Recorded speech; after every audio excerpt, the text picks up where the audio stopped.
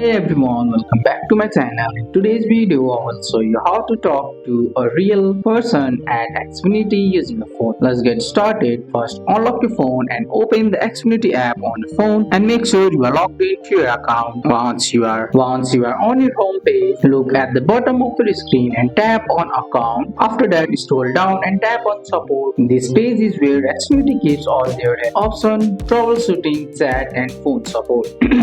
Scroll down a little until you see a contact us chat or ask Xfinity. Tap on it. This usually starts with a virtual assistant, but don't worry, you can switch to a real person. When the chat opens, you might ask, first talk to the automated bot, just type agent or talk to a real person. The bot will then transfer you to a human Xfinity agent. If you want to call instead of chat, scroll down in support and tap call us or phone support. Your iPhone will dial the Xfinity customer service number automatically. When the automated phone system starts talking, press 0 or say agent. This usually sends you straight to a live representative. And that's it. Now you know how to talk to a real person at Xfinity using a phone. And that's all for today's video, guys. I hope you guys like this video. If you found this video helpful, drop a like, subscribe for more videos. Thanks for watching. See you in the next one.